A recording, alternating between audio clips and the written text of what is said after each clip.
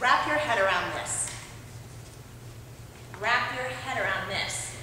Some of our friends across the pond use this quite a bit. It means to understand, to get a grasp on what you're being told, to wrap your head around this. So, I grew up in a small town in Texas. I'm not afraid to say that I grew up in a house with wheels under it. And I've come a long way from parents who didn't even graduate high school. And those parents, they sewed their clothes every day, they planted stuff in the ground, and that's what made it to our table.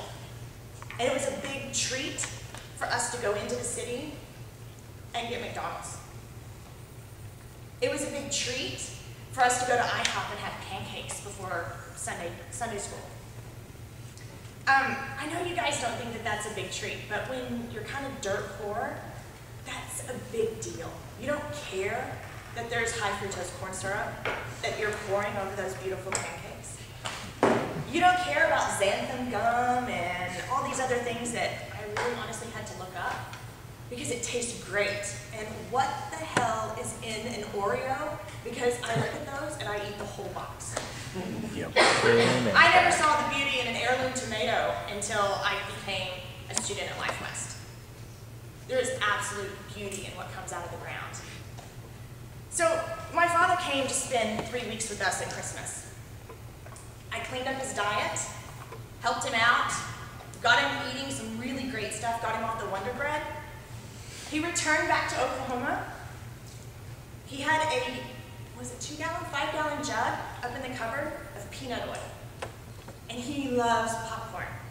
And the only way he'll make it is if he has peanut oil in the pot.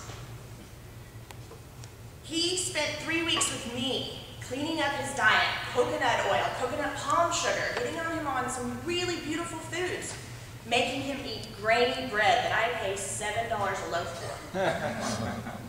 He grew up on a farm where if you ate grainy bread, it meant you were too poor. He wanted the Wonder Bread. He doesn't want the grain. He doesn't want the seeds in his tea. So he went back home to Oklahoma, and he started cooking with the peanut oil again. He started eating the Wonder Bread again, and his stomach really revolted. He was on Zantac, Tagamet, and chewing Tums like they were Tic Tacs. His body was totally rejecting all this stuff, and yet, he never once rejected that coconut oil popcorn that I made for him because I put love and labor into it, and that's his upbringing. He would never have said, "Oh no, thank you, I don't like that." He ate it and said nothing. But when he went home to that peanut oil and the Wonder Bread, he realized then that it was a big mistake. The farmer in him, and the guy who was dirt poor as a kid, it was so difficult for him to say, "I spent $7 on that 5-gallon jug of peanut oil. I can't just throw it out. I've already spent the money on it." So it took a long time for me to say, "How much was the Tagamet? How much are you spending on Tums? Because I want you to add that to your 5-gallon of peanut oil sitting in the top shelf of the cupboard. Because that $7 you spent is way more when you look at the drugs that you're having to put in your body in order to fix what that is doing to you." He's got it. He threw the peanut oil out.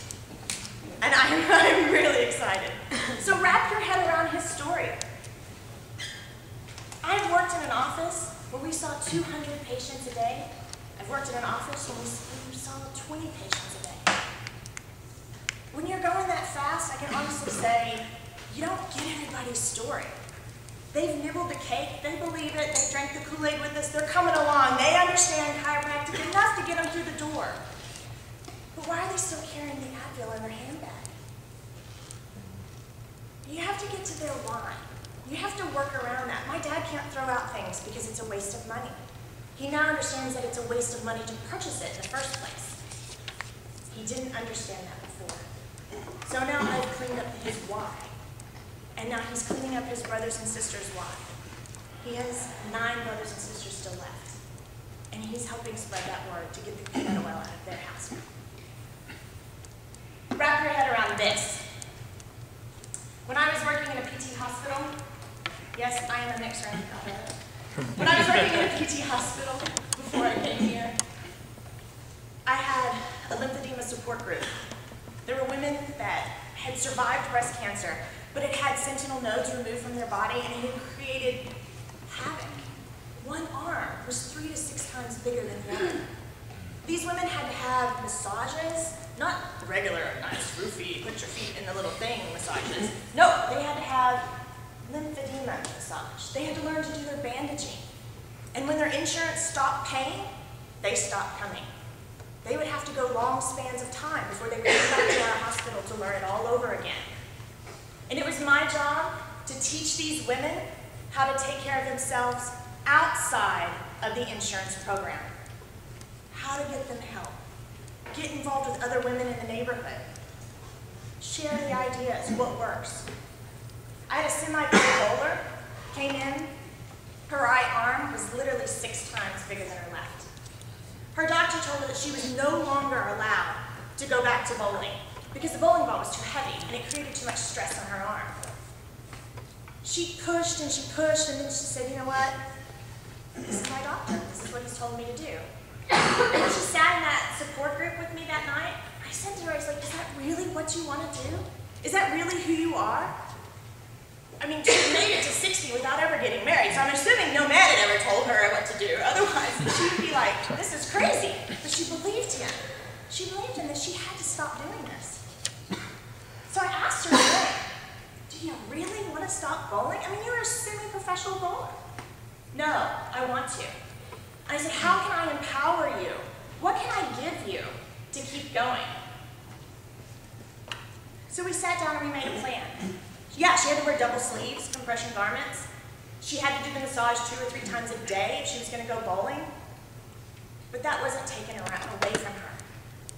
She wrapped her head around her why about how she was going to work herself back into the life that she wanted to lead. That was amazing to me. It was absolutely incredible. Her friend that sat next to her that night was a gardener and loved roses. Her doctor told her that she was no longer allowed to go in the garden because if she got pricked by a nettle, then she would spill chylus and create an infection, and it would take forever. And because she was diabetic as well, it was going to take forever for her infections to get well. So what did we do with her? We double bandaged her. We showed her how to do it. Yeah, if you're going to carry this bucket, you're probably going to have to do that massage a little bit more than you normally would, maybe once a week or so. No, you're probably going to have to do it twice a day. We got to her why, where she was coming from, her upbringing, her culture, the things that was embedded in her, and worked that out to her positive. When I was working in Singapore, prior to becoming a CA, I was a medical massage therapist. I worked with a lot of doctors of osteopath, PTs and OTs. And we would get folks of Chinese descent to come in, and if they weren't screaming while I was working with them, they would tell the doctor that I was bad, that I wasn't doing my job properly. And I actually took great offense to this. I was like, I'm working hard for these people. How can I not be doing my job properly? Culture drove them to their why. Culture was that information behind them that said it had to hurt to work. So slowly but slowly, every person that came into that office, I educated them on it doesn't have to hurt to work. And why would I tell you all these really diverse stories? Because you have to get up and you have to see where someone's coming from to be able to meet them halfway. They're going to come into the office, they're going to tell you they believe in chiropractic, they're going to do their visits, they're going to be regular, that's going to be awesome, and then one day they're going to let it slip. Oh yeah, yeah, we went out and had some deep fried shrimp the other night, and chicken fingers, and French fries, and listened to some really cool jazz, and oh yeah, I drank half a bottle of Pepto-Bismol. You gotta hear where they're coming from. What was their background? How did they bring that forward? Why do they think it's still okay to keep that Pepto-Bismol in the back of the cupboard? If they go out to watch jazz, they could watch jazz and have a salad, which isn't all that great. I know. Again, back to the potato. But you have to meet them halfway in order to educate them fully. Thank you.